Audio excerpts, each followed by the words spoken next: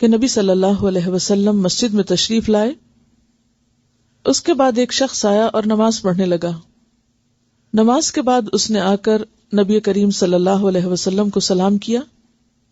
آپ نے سلام کا جواب دے کر فرمایا کہ واپس جا کر دوبارہ نماز پڑھو کیونکہ تم نے نماز نہیں پڑھی. چنانچہ اس نے دوبارہ نماز پڑھی اور واپس آ کر پھر آپ کو سلام کیا. آپ نے اس مرتبہ بھی یہی فرمایا کہ جا کر دوبارہ نماز پڑھو کیونکہ تم نے نماز نہیں پڑھی. 3 مرتبہ اسی طرح ہوا. آخر اس شخص نے کہا کہ اس ذات کی قسم جس نے آپ کی بعثت حق پر کی ہے، یعنی حق کے ساتھ آپ کو نبی بنا کر بھیجا ہے، میں تو اس سے اچھی نماز پڑھنا نہیں جانتا، اس لیے آپ مجھے اچھی طرح نماز کی تعلیم دے دیجئے. آپ صلی اللہ علیہ وسلم نے فرمایا کہ جب نماز کے لیے کھڑے ہوا کرو تو پہلے تکبیر کہو، پھر قرآن مجید میں سے جو کچھ تم سے ہو سکے آرام آرام سے پڑھو، یعنی سورۃ الفاتحہ اور اس کے بعد کی قرات کی طرف اشارہ ہے. اس کے بعد رکوع کرو اور اطمینان سے رکوع میں جاؤ، یعنی جلدی نہ کرو. اس شخص کو جو آپ نے بار بار نماز پڑھنے کے لیے کہا تھا، اس کی وجہ یہ تھی کہ وہ بہت جلدی یا تیز نماز پڑھ رہا تھا، اس کی نماز میں اطمینان نہیں تھا. پھر سر اٹھاؤ اور پوری طرح کھڑے ہو جاؤ. پھر جب سجدہ کرو تو پوری طرح سجدے میں چلے جاؤ. پھر سجدے سے سر اٹھا کر اطمینان سے بیٹھ جاؤ. دوبارہ پھر اسی طرح سجدہ کرو. یہی طریقہ نماز کی تمام رکعتوں میں اختیار کرو.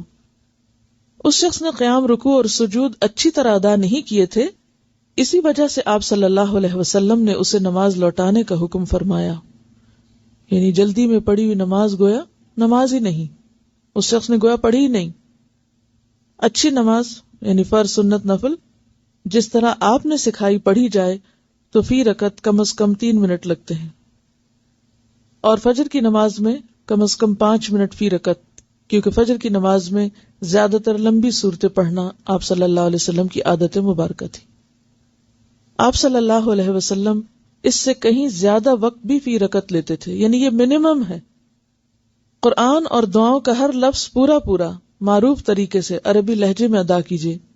بہتر ہوگا کہ ایک نماز بآواز بلند پڑھ کر کسی دوسرے کو سنا دیجیے، اس لیے کہ انسان اپنی غلطی خود نہیں پکڑ پاتا، انسان کو خود نہیں پتا چلتا کہ وہ کہاں غلط ہے. ہر نماز یہ سمجھ کر پڑھیے کہ یہ آپ کی آخری نماز ہے، یعنی ہر نماز کو بہترین بنانے کی فکر ہو، کیونکہ کوئی نہ کوئی نماز تو آخری ہونی ہی ہے. تو بہتر ہے کہ ہر نماز اسی طرح پڑھی جائے تاکہ آخری بھی اچھی سی پڑھی جا سکے. آپ صلی اللہ علیہ وسلم کی پہلی رکعت کے قیام کا اندازہ عام طور پر بقدر 30 آیات قرآنی اور دوسری رکعت کے قیام کا اندازہ اس کا آدھا تھا، یعنی پہلی رکعت طویل ہوتی تھی اور دوسری رکعت اس سے آدھی طویل ہوتی تھی. یعنی اگر پہلی رکعت میں 30 آیات پڑھتے تو دوسری میں 15 تقریباً. آپ صلی اللہ علیہ وسلم سے فجر اور مغرب کی نماز میں سورہ طور کا پڑھنا بھی ثابت ہے.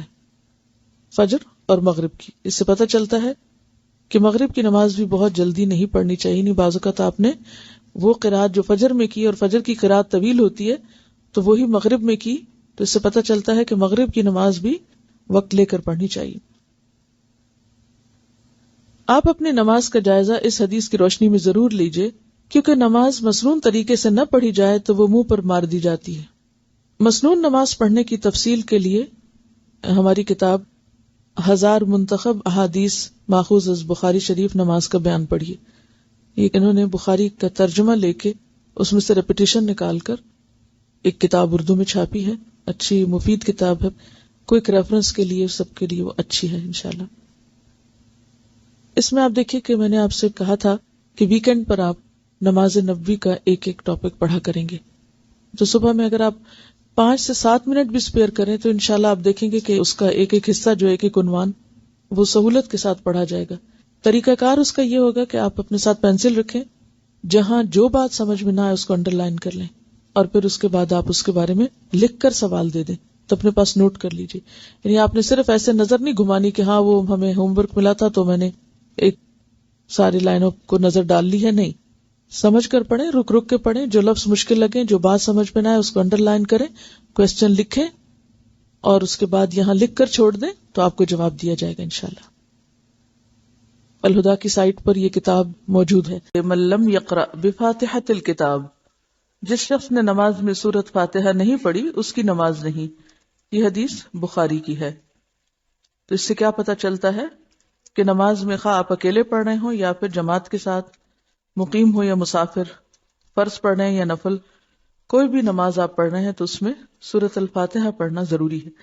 اس سے یہ بات بھی پتہ چلتی ہے کہ کوئی بھی شخص جو مسلمان ہو اس کے لیے قرآن کا ایک حصہ ہر صورت میں سیکھنا لازم ہے، الا یہ کہ وہ بالکل ہی معذور ہو۔ معذور میں کون آتے ہیں؟ جو بول نہ سکتے ہوں یا بالکل اتنا دماغ نہ رکھتے ہوں کہ وہ کچھ بھی یاد کر سکیں باوجود کوشش کے، کیونکہ بعض لوگ ایسے ہوتے ہیں جو بظاہر دنیا کے کام کاج چلتے پھرتے کرتے رہتے ہیں مگر ذہنی طور پر اتنے کمزور ہوتے ہیں کہ وہ کچھ بھی یاد نہیں رکھ سکتے یا ان کی زبان چلتی ہی نہیں کچھ یاد کرنے پر۔ تو ایسی صورت میں کوشش کے باوجود جو نہ کر سکے وہ تو معذور ہے، لیکن جن لوگوں کے پاس استطاعت ہے اور پھر وہ نہ کریں اور غفلت برتیں اور صرف اللہ اکبر کہہ کے بسم اللہ کی نماز پڑھیں تو وہ نماز قابل قبول نہیں، انہیں سورۃ الفاتحہ کم از کم یاد کرنی ہوگی۔ حضرت عبادہ بن صامت رضی اللہ عنہ روایت کرتے ہیں کہ ہم نماز فجر میں رسول اللہ صلی اللہ علیہ وسلم کے پیچھے تھے، آپ نے قرآن پڑھا، بس آپ پر پڑھنا بھاری ہو گیا، یعنی آپ نماز پڑھا رہے تھے لیکن نماز پڑھا نہیں پا رہے تھے، بھاری ہو گئی نماز۔ جب نماز سے فارغ ہوئے تو فرمایا شاید تم اپنے امام کے پیچھے پڑھا کرتے ہو۔ ہم نے کہا ہاں اے اللہ کے رسول۔ آپ نے فرمایا سوائے فاتحہ کے اور کچھ نہ پڑھا کرو، کیونکہ اس شخص کی نماز نہیں ہوتی جو سورۃ فاتحہ نہ پڑھے۔ اس سے کیا پتہ چلتا ہے؟ نمبر 1 کہ سورۃ فاتحہ امام اور مقتدی دونوں کو پڑھنی ہے۔ نمبر 2 یہ کہ جب امام جہری قرات کر رہا ہو، بلند آواز سے تلاوت کر رہا ہو، تو پیچھے کسی کو بھی بلند آواز میں یا آہستہ آواز میں تلاوت نہیں کرنا، کیونکہ اس سے کیا ہوتا ہے، اس بنبناہٹ سے یا شور سے یا آواز سے امام کو خلل ہوتا ہے، امام کے لیے کنسنٹریشن مشکل ہو جاتی ہے، پڑھنا بوجھل ہو جاتا ہے۔ اسی کا یہاں پر ذکر ہے، کیونکہ قرآن پاک میں بھی آتا ہے نا کہ اذا قرئ القرآن فاستمعوا له وانصتوا۔ ایک روایت میں یہ بھی ہے، نبی صلی اللہ علیہ وسلم نے فرمایا کہ میں اپنے دل میں کہتا تھا کہ قرآن کا پڑھنا مجھ پر دشوار کیوں ہو رہا ہے، پھر میں نے جان لیا کہ تمہارے پڑھنے کی وجہ سے دشوار ہوا ہے، بس جب میں پکار کر پڑھوں، یعنی جہری نماز میں، یہ دیکھیے الفاظ قابل غور ہیں، جب میں پکار کر پڑھوں یعنی اونچی آواز میں پڑھوں تو قرآن سے سورۃ فاتحہ کے سوا کچھ بھی نہ پڑھو۔ یہ ابو داؤد کی روایت ہے۔ حضرت ابو ہریرہ رضی اللہ عنہ بیان کرتے ہیں کہ رسول اللہ صلی اللہ علیہ وسلم نے فرمایا جس شخص نے نماز پڑھی اور اس میں سورۃ فاتحہ نہ پڑھی بس وہ نماز ناقص ہے، ناقص ہے، ناقص ہے، پوری نہیں۔ ابو ہریرہ رضی اللہ عنہ سے پوچھا گیا ہم امام کے پیچھے ہوتے ہیں پھر بھی پڑھیں؟ تو حضرت ابو ہریرہ نے کہا ہاں تو اس کو دل میں پڑھ، یعنی پھر آپ بول کے نہیں پڑھیں گے بلکہ دل میں ہی اس کو دہرا لیں گے۔ حضرت انس رضی اللہ تعالی عنہ فرماتے ہیں کہ رسول اللہ صلی اللہ علیہ وسلم نے اپنے صحابہ کو نماز پڑھائی، فارغ ہو کر ان کی طرف متوجہ ہو کر پوچھا کیا تم اپنی نماز میں امام کی قرات کے دوران میں پڑھتے ہو؟ سب خاموش رہے۔ 3 بار آپ نے ان سے پوچھا، انہوں نے جواب دیا ہاں ہم ایسا کرتے ہیں۔ آپ نے فرمایا ایسا نہ کرو، تم صرف سورۃ فاتحہ دل میں پڑھ لیا کرو۔ ان احادیث سے ثابت ہوا کہ مقتدیوں کو امام کے پیچھے چاہے وہ بلند آواز سے قرات کرے یا نہ کرے الحمد شریف ضرور پڑھنی چاہیے۔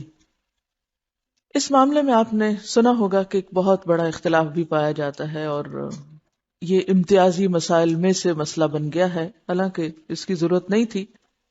ایک دوسرا فریق ہے جو یہ کہتا ہے کہ سورۃ فاتحہ بھی نہیں پڑھنی چاہیے کیونکہ قرآن پاک میں آتا ہے وَإِذَا قُرِئَ الْقُرْآنُ فَاسْتَمِعُوا لَهُ وَأَنصِتُوا۔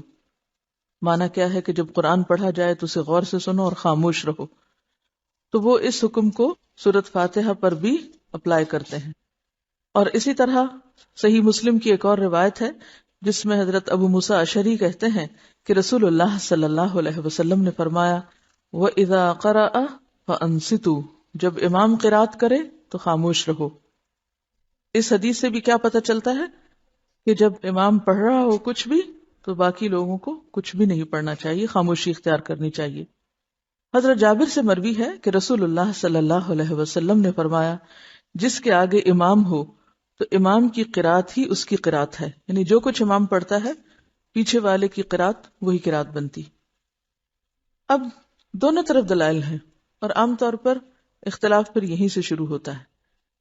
اب سوال یہ پیدا ہوتا ہے کہ دونوں طرح کی احادیث میں باہم موافقت کیسے پیدا کی جائے، کہ جب ایک جگہ پر آتا ہے کہ نماز ناقص ہے جب تک نہ پڑھیں، اور دوسری جگہ پر آتا ہے کہ امام پڑھ رہا ہو تو خاموش رہیں، تو اس میں ان دونوں کے درمیان تطبیق یوں کی گئی ہے کہ یہ جو پہلی قسم کا حکم ہے یہ عام ہے، حکم عام ہے، یعنی نماز کے اندر یا نماز کے باہر جب امام جہری قرات کر رہا ہو تو سب کو خاموش ہو کر سننا چاہیے۔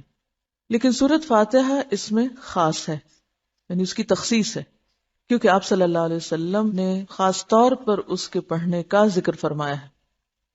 ٹھیک ہے، تو ایک ہے عام حکم، یعنی عام حکم سے مراد یہ کہ یہ ہر قسم کی قرات پر لازم ہے، اور ایک خاص حکم سے مراد کیا ہے کہ اس میں سے ایک چیز کو الگ کر لیا گیا ہے، مستثنیٰ کر لیا گیا ہے، اور شاید اس کی تاکید کی وجہ یہی ہے کہ وہ ام القرآن ہے اور بہت اہم صورت ہے قرآن پاک کی، اور جس طرح پورے قرآن میں اس کو ایک خاص مقام اور فضیلت حاصل ہے، اسی طرح نماز میں بھی اس کی قرات کو ایک خاص مقام حاصل ہے، تو اس بنا پر اس کی تخصیص یہ احادیث کرتی ہیں جو ابھی آپ نے سنی، اور جن میں خاص طور پر یہ حدیث کہ لا تفعلوا الا بفاتحۃ الکتاب، تو یہ جو الا ہے یہ بھی آپ صلی اللہ علیہ وسلم نے خود فرمایا، یعنی تخصیص کسی عالم نے نہیں کی، تخصیص بھی خود آپ ہی کی طرف سے ہوئی ہے۔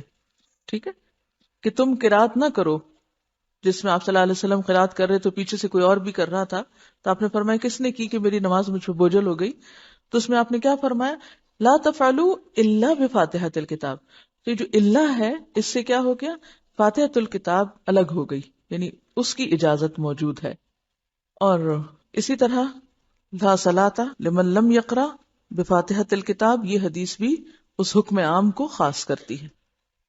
آمین، یعنی اب ایک اور مسئلہ ہے جو امتیازی مسائل میں سے ہے، جس میں آمین کا اونچی آواز سے پڑھنا یا دل میں پڑھنا یا نہیں پڑھنا، اس بارے میں بھی بعض اوقات اختلافات پائے جاتے ہیں۔ جن لوگوں کو ٹافیز کھولنی ہے ایک ہی دفعہ کھول لیں، اور آئندہ اگر آپ لوگوں کو کھانی ہے تو گھر سے کینچی سے کاٹ کر لائیں، ریپر کے اندر رکھ کے یا کسی دوسرے کاغذ میں لپیٹ کے، یہاں یہ کھولنے کا سلسلہ نہ کریں، کیونکہ یہ تھوڑی تھوڑی ساؤنڈ جو ہے یہ کنسنٹریشن پہ اثر انداز ہو رہی ہے اور پڑھانا بھاری ہو رہا ہے اور آپ سمجھ نہیں پائیں گے، تو براہ کرم اس سے اوائڈ کریں۔ آمین کا پڑھنا، جب آپ اکیلے نماز پڑھ رہے ہوں تو آمین آہستہ کہیں، جب ظہر اور عصر امام کے پیچھے پڑھیں تو پھر بھی آہستہ ہی کہیں، لیکن جب آپ جہری نماز میں امام کے پیچھے ہوں تو جس وقت امام ولضالین کہے تو آپ کو اونچی آواز سے آمین کہنی چاہیے، بلکہ امام بھی سنت کی پیروی میں آمین پکار کر کہے، اور مقتدیوں کو امام کے آمین شروع کرنے کے بعد آمین کہنی چاہیے۔ طریقہ کیا ہے کہ پہلے امام آمین کہے بلند آواز سے اور اس کے بعد مقتدی شروع کرے، یعنی کہ اس سے پہلے ہی وہ ابھی شروع ہوئی اور اس سے پہلے ہی وہ پڑھ کے بیٹھ جائیں۔ حضرت وائل بن حجر رضی اللہ عنہ روایت کرتے ہیں کہ میں نے سنا رسول اللہ صلی اللہ علیہ وسلم نے پڑھا غیر المغضوب علیہم ولضالین، پھر آپ نے بلند آواز سے آمین کہی، یعنی آپ صلی اللہ علیہ وسلم نے بحیثیت امام کے خود ہی آمین فرمائی۔ حضرت ابو ہریرہ رضی اللہ عنہ کہتے ہیں کہ جب رسول اللہ صلی اللہ علیہ وسلم غیر المغضوب علیہم ولضالین پڑھتے تو آپ کہتے آمین، اس طرح کہ پہلی صف میں آپ کے ارد گرد کے لوگ سن لیتے، یعنی آپ جب آمین کہتے تو شروع کے جو لوگ تھے آپ کے قریب کے لوگ وہ اس کو سن بھی سکتے تھے۔ حضرت ابو ہریرہ رضی اللہ عنہ فرماتے ہیں کہ رسول اللہ صلی اللہ علیہ وسلم نے فرمایا جب امام آمین کہے تو تم بھی آمین کہو، جس شخص کی آمین فرشتوں کی آمین کے موافق ہو گئی تو اس کے پہلے سب گناہ معاف کر دیے جاتے ہیں۔ تو اس سے کیا پتہ چلتا ہے کہ نماز میں جب سورۃ الفاتحہ پڑھی جاتی ہے تو امام بھی آمین پڑھتا ہے، مقتدی بھی پڑھتے ہیں اور فرشتے بھی پڑھ رہے ہوتے ہیں، کیونکہ نمازیوں کے اوپر فرشتوں کا سایہ ہوتا ہے اور وہ بھی اس میں ان کے ہم نوا ہوتے ہیں اور شریک ہوتے ہیں۔ تو یہاں کیا فرمایا کہ جب امام آمین کہے تو تم بھی کہو، جس کی آمین فرشتوں کی آمین کے موافق ہو گئی تو اس کے گناہ معاف ہو جاتے ہیں۔ امام ابن خزیمہ اس حدیث کی تشریح میں فرماتے ہیں، اس حدیث سے ثابت ہوا کہ امام اونچی آواز سے آمین کہے، کیونکہ نبی صلی اللہ علیہ وسلم مقتدی کو امام کی آمین کے ساتھ آمین کہنے کا حکم اسی صورت میں دے سکتے ہیں جب مقتدی کو معلوم ہو کہ امام آمین کہہ رہا ہے۔ کوئی عالم تصور نہیں کر سکتا کہ رسول اللہ صلی اللہ علیہ وسلم مقتدی کو امام کی آمین کے ساتھ آمین کہنے کا حکم دے جبکہ وہ اپنے امام کی آمین کو سن نہ سکے۔ نعیم مجمر رحمۃ اللہ علیہ فرماتے ہیں کہ حضرت ابو ہریرہ نے ہمیں رسول اللہ صلی اللہ علیہ وسلم کے طریقے کے مطابق نماز پڑھائی۔ پھر نعیم اس طریقے کو بیان کرتے ہوئے کہتے ہیں کہ انہوں نے آمین کہی اور جو لوگ آپ کی اقتداء میں نماز ادا کر رہے تھے انہوں نے بھی آمین کہی، یعنی نبی صلی اللہ علیہ وسلم کے بعد صحابہ کرام کے طریقے کو بیان کیا گیا ہے۔ حضرت عبداللہ بن زبیر رضی اللہ عنہ اور ان کے مقتدی اتنی بلند آواز سے آمین کہتے تھے کہ مسجد گونج اٹھتی تھی۔ اکرمہ رحمہ اللہ فرماتے ہیں، میں نے دیکھا کہ امام جب ولضالین کہتا تو لوگوں کے آمین کی وجہ سے مسجد گونج جاتی۔ عطا بن نبی رواح رحمہ اللہ فرماتے ہیں، یہ تابعی ہیں، میں نے 200 صحابہ کرام کو دیکھا کہ بیت اللہ میں جب امام ولضالین کہتا تو سب بلند آواز سے آمین کہتے۔ کسی کو عطا بن نبی رواح کا پتہ ہے کہ کون ہے؟ کچھ تھوڑا سا جانتے ہیں؟ یہ جو کتاب ہے نا حیات تابعین کے درخشاں پہلو، اس میں پہلے نمبر پر انہی کا واقعہ۔ عطا بن نبی رواح نہ صرف یہ کتابی ہیں بلکہ حرم میں مستقل طور پر کئی سال رہے، اور جب یہ وہاں پر موجود تھے تو یہ حکم جاری ہوا تھا کہ ان کے سوا کوئی اور فتویٰ نہ دیا کرے۔